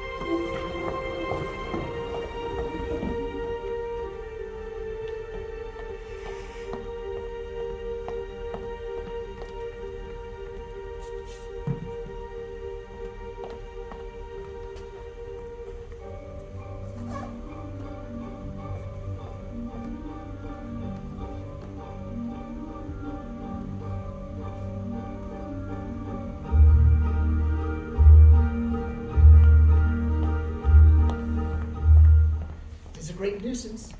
Can't find anyone in this house to talk to, and I am full of interesting information. I feel like the latest edition of something or other. Enter Lord Caversham. Really, I don't want to meet my father 3 days running. Have you been thinking over what I spoke to you about last night? I've been thinking about nothing else. Engaged to be married yet? Not yet, but I hope to be before lunchtime. Never know when you're serious or not. Neither do I, Father. I suppose you've read the Times this morning. The Times? Certainly not. I only read the Morning Post. Anything that one should know about modern life is where the duchesses are. Do you mean to say you've not read the Times' leading article on Robert Chiltern's career? No. What does it say? Chiltern's speech last night on this Argentine canal scheme was one of the finest pieces of oratory ever delivered in the House since Canning. Ah, never heard of Canning. Never wanted to. And did Chiltern uphold the scheme? Uphold it, sir. How little you know of him. Why, he denounced it roundly and the whole system of modern political finance. Chiltern's speech last night was the turning point in his career, as the Times points out. You really should read the article. Robert Chiltern, most rising of our young statesmen, brilliant orator, unblemished career, well-known integrity of character, represents what is best in English public life. It's a noble contrast to the lax morality so common among foreign politicians. They will never say that of you, sir. I sincerely hope not, Father, but I am rather glad of what you say of Robert. It shows he's got pluck. Oh, he's got more than pluck. He's got genius. Why don't you do something in life? I'm far too young. Why don't you propose to that pretty Miss Chiltern? I'm of a very nervous disposition, especially in the morning. I don't suppose there's any chance of her accepting you. I don't know how the betting stands today. If she will accept you, she would be the prettiest fool in England. That is just what I should like to marry, Father. A thoroughly sensible bride would reduce me to a state of absolute idiocy in less than 6 months. You don't deserve her. My dear Father, if we men marry the women that we deserve, we should have a very bad time of it. Anyway. How do you do, Lord Caversham? I hope Lady Caversham is quite well. Lady Caversham is as usual, as usual. Good morning, Miss Mabel. And Lady Caversham's bonnets, are they all better? I'm afraid they've had a serious relapse. Sorry to say. Good morning, Miss Mabel. I hope an operation will not be necessary. If it is, we shall have to give Lady Caversham a narcotic. Otherwise, she would never consent to have a feather touched. Good morning, Miss Mabel. Oh, are you here? Of course you understand after your breaking your appointment. I'm never going to speak to you again. Oh, please don't say that. You are the one person in London I'd really like to have listen to me. Do you think you could possibly make your son behave a little better occasionally, just as a change? I regret to say, I have no influence whatsoever over my son. If I had, I know what I would make him do. It seems like I am a little in the way here. It is good for you to be in the way and to know what other people say about you behind your back. I don't like at all to know what people say of me behind my back. It makes me far too conceited. After that, I really must bid you good morning. Well, I hope you're not going to leave me alone with Lord Goring, especially at such an early hour in the day. Well, I'm afraid I can't take him with me to Downing Street. It is not the Prime Minister's day to see the unemployed.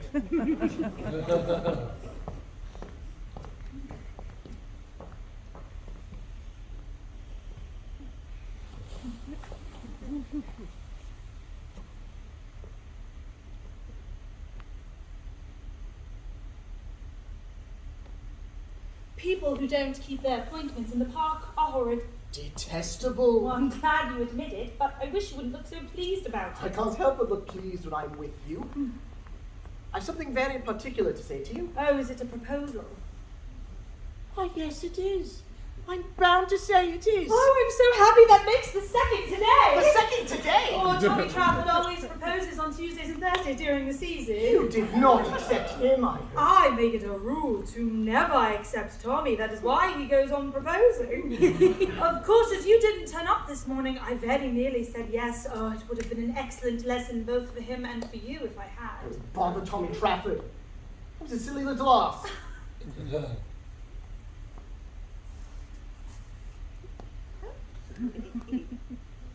I love you.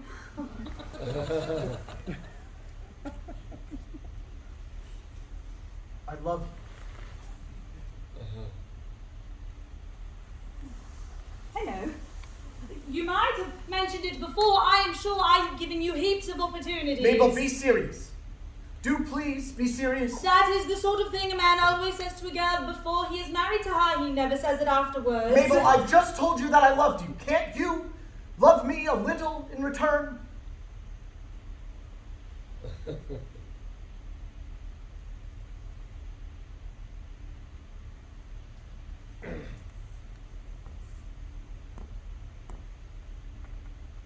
You silly Arthur. If you knew anything about anything, which you don't, you would know that I adore you. It is a public scandal the way I adore you. I have been going about for the past 6 months telling the whole of society that I adore you. I have no character left at all. Dear, do you know how awfully afraid I was of being refused. But you have never been refused yet by anybody, have you, Arthur? I can't imagine anyone refusing you. Of course, I'm not nearly good enough for you, Mabel. Oh, I'm so happy, darling. I was starting to think you were. And you must know I am fearfully extravagant. But so am I, so we're sure to agree. And now I must go and speak to Gertrude. Must you really? Yes. Well, do tell her I want to talk to her particularly. I've been waiting here all morning to talk to either her or Robert. Do you mean to say you did not come here expressly to propose to me? No, that was a flash of genius. Your first. My loss. I'm delighted to hear it. And now I must go and don't fall into any temptations while I'm away. My dear Mabel, while you are away, there are none. Makes me fearfully dependent on you. Good morning, dear. How pale you are looking, Gertrude. It is most becoming. Good morning, Lord Goring. Good morning, Lady Chiltern. I shall be in the conservatory under the second palm tree on the left. Second on the left. That's the usual palm tree. I have a piece of very good news to tell you. I saw Mrs. Cheveley last night, and she gave me up Robert's letter, and I burned it. Robert is safe. Safe. Oh, I am so glad of that. What a good friend you are to him. To us.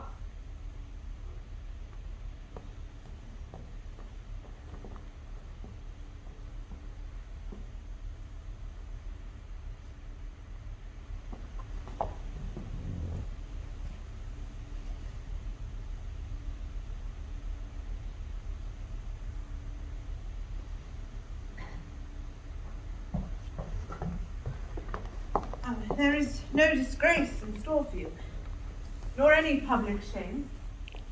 Mrs. Cheveley has handed to Lord Goring the document that was in her possession, and he has destroyed it. Are you sure of this, Gertrude? Yes, Lord Goring has just told me. That I am safe? Oh, what a thing it is to be safe. For 2 days now I have been in terror. I am safe now. How did Arthur destroy my letter? Tell me. He burned it. Oh, I wish I had seen that one sin of my youth burning to ashes before me. How many men are there in modern life who would like to see their past burning to ashes? Is Arthur still here? Yes, he's in the conservatory. I'm so glad now I made that speech last night to the house. I'm so glad. I made it thinking public disgrace might be the result, but it has not been so. Public honour has been the result. I think so. I fear so almost. But although I am safe from detection, although every proof against me has been destroyed, I suppose, Gertrude, I had better retire from public life. Oh. Yes, you should do that. It is your duty to do that. It is much to surrender. No, it will be much to gain. You would have no regrets. You'd be happy living alone with me, abroad perhaps, or in the country, away from London, away from public life. You'd have no regrets. None, Robert. And your ambition? My ambition? You used to be ambitious. For me? I have none now. It was your ambition that led you astray. Let us not talk about ambition. Arthur, I have to thank you for what you have done for me. I don't know how I can repay you. My dear fellow, I'll tell you at once. Right now, under the usual palm tree, in the conservatory, Good morning, Lady Chiltern. that admirable father of mine really makes a habit of turning up at the wrong time. It is very heartless of him. Very heartless indeed. Warmest congratulations to you, Chiltern, on your brilliant speech last night. I have just come from the Prime Minister, and you are to have the vacant seat in the Cabinet. A seat in the cabinet? Oh, here's the Prime Minister's letter. A seat in the cabinet? Yes, and you so well deserve it. You have so much what we want in political life nowadays. High character, high principles. I cannot accept this office, Lord Caversham. I have made up my mind to decline it. Decline it, sir. It is my intention to retire at once from public life. Decline a seat in the Cabinet and retire from public life. Never heard of such nonsense in all my years. Lady Chiltern, you are a sensible woman. The most sensible woman in London, the most sensible woman that I know. Would you kindly prevent your husband from taking such a, would you kindly do that? I think my husband is right in his determination, Lord Caversham. I approve of it. You approve of it? Good heavens! I admire him for it. I admire him immensely for it. I have never admired him so much before. He is finer than even I thought him. You will go and write your letter to the Prime Minister now, won't you, Robert? Don't hesitate about it. I suppose I had better write it at once. Such offers are not repeated. I will ask you to excuse me, Lord Caversham. I may come with you, may I not? Yes, good. What is the matter with this family? Idiocy. Hereditary, I suppose. But both of them. The wife as well as the husband. Oh, it's very sad. It is not idiocy, Father, I assure you. What is it then, sir? Well, it is what is called nowadays a high moral tone. Oh, I hate these newfangled names. The same thing we used to call idiocy 40 years ago. Look, we shan't stay in this house any longer. No, just go in here for a minute, Father. Second palm tree on the left, the usual palm tree. There's someone I want you to talk to particularly. About what? That's me, Father. Not a subject on which much eloquence is possible. No, Father, but the lady is like me. She doesn't care much for eloquence in others. She thinks it's a little loud.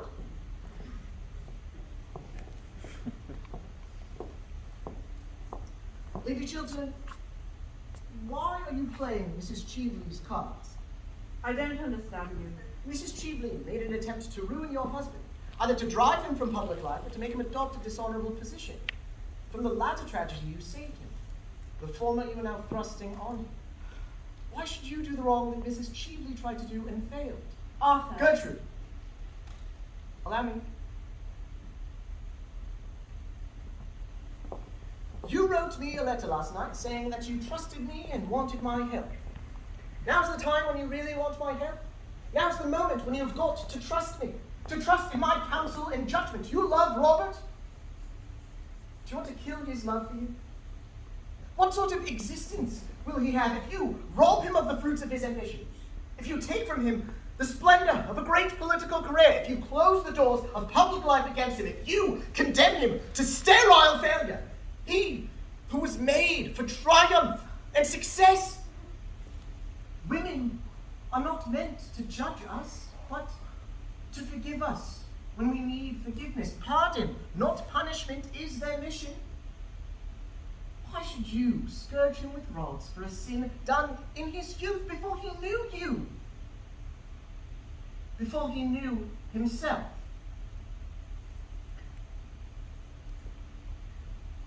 A man's life is of greater value than a woman's life. It has larger issues, wider scope, greater ambitions. It is upon curves of emotion that a woman's life revolves, and upon lines of intellect that a man's life progresses. Don't make any terrible mistake, Gertrude. A woman who can keep a man's love and love him in return has done all the world wants of women, or should want of them. But it is my husband himself who wishes to retire from public life. He feels it is his duty. It was he who first said so. Rather than lose your love, Robert would do anything. Wreck his whole career as he is on the brink of doing now. He is willing to make for you a terrible sacrifice. Take my advice, Gertrude, and do not accept a sacrifice so great. If you do, you will live to repent it bitterly. We men and women are not made to take such sacrifices from each other. We are not worthy of them. Besides, Robert has been punished enough. We have both been punished. I set him up too high. Do not, for that reason, set him down now too low. If he has fallen from his altar, do not thrust him into the mire. Failure to Robert would be the very mire of shame. Power is his passion. He would lose everything, even his power to feel love. Your husband's life is at this time in your hands. Your husband's love is in your hands. Don't mar both for him. Gertrude, here is a draft of my letter. Shall I read it to you? Let me see it.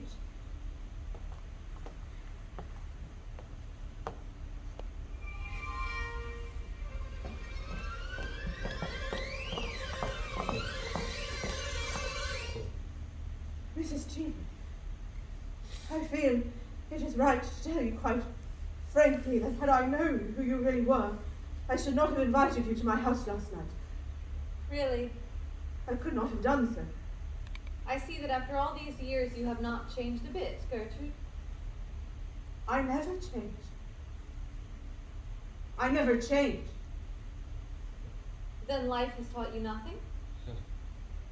It has taught me that a person who has once been guilty of a dishonest and dishonorable action may be guilty of it a second time and therefore should be shunned.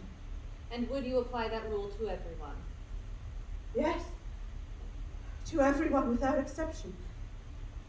Then I am sorry for you, Gertrude. Very sorry for you.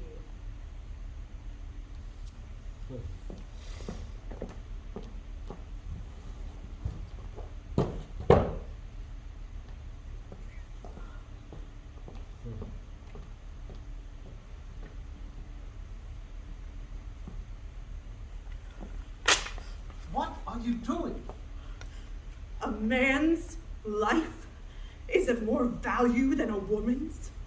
It has larger issues, wider scope, greater ambitions.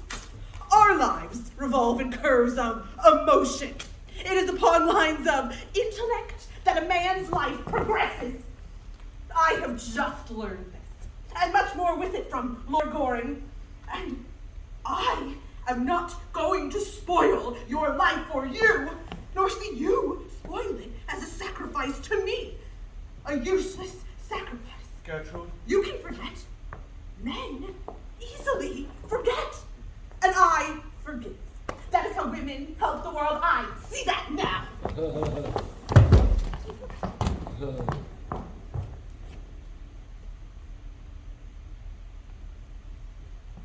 Arthur, it seems I am always to be in your debt. Oh dear, no, Robert, your debt is to Lady Chiltern, not to me. I owe you much. Now, tell me, what were you going to ask me just now as Lord Caversham came in? Robert, you are your sister's guardian. My wish is your consent to my marrying her. That is all. My sister to be your wife? Yes. Arthur, I'm very sorry, but the thing is quite out of the question. I have to think of Mabel's future happiness, and I don't think that her happiness would be safe in your hands. And I cannot have her sacrificed. Sacrificed? Yes, utterly sacrificed. Loveless marriages are horrible.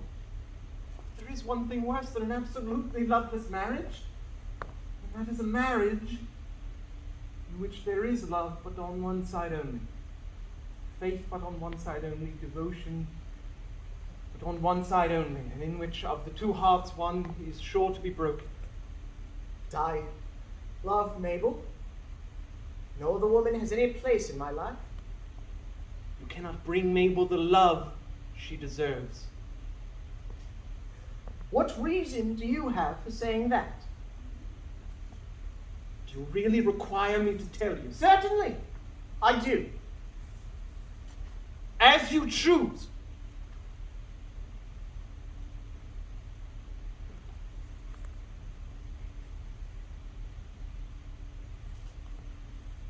When I called on you yesterday evening, I found Mrs. Cheveley concealed in your rooms. It was between the hours of 10 o'clock and 11 o'clock at night. I don't wish to say anything more.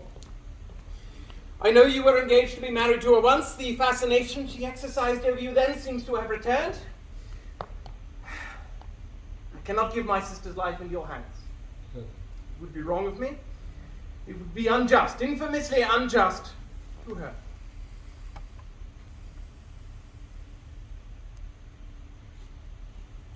I have nothing more to say.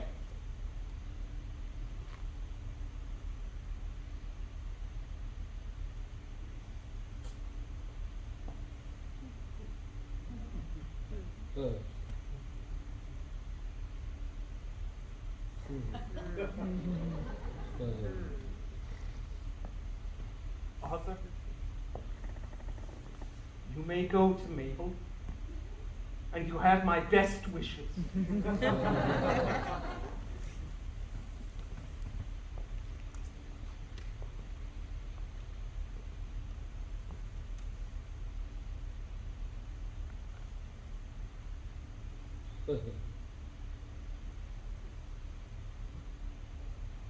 I do hope she hasn't changed her mind.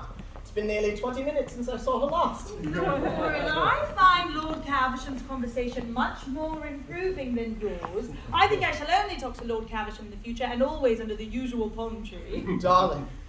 What does this mean, sir? You mean to say that this charming, clever young lady has agreed to accept you? Yes, Father. And Chiltern has agreed to accept his seat in the cabinet. Well, that is good news. Congratulations to you, sir. If the country doesn't go to the dogs or the radicals, we shall have you Prime Minister one day. You will stop to luncheon, won't you, Lord Caversham? Oh, with pleasure. And then I'll drive you down to Downing Street. You have a brilliant future ahead of you. A brilliant future.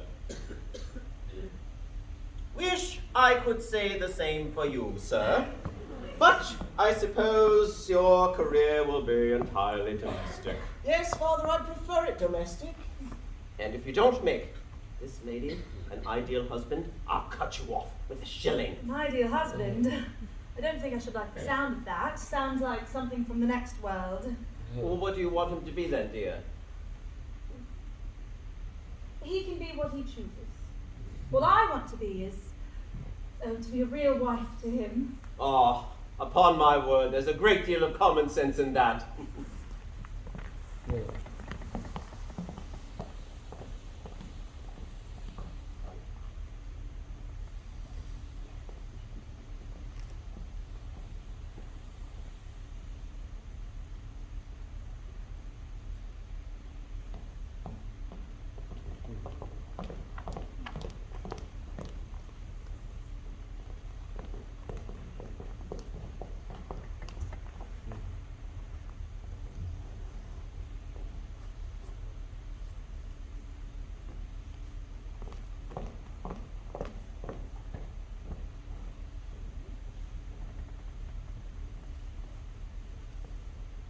Are you going in, Robert? Gertrude, is it love you feel for me? Or is it pity merely? It is love, Robert. For both of us, a new life is beginning.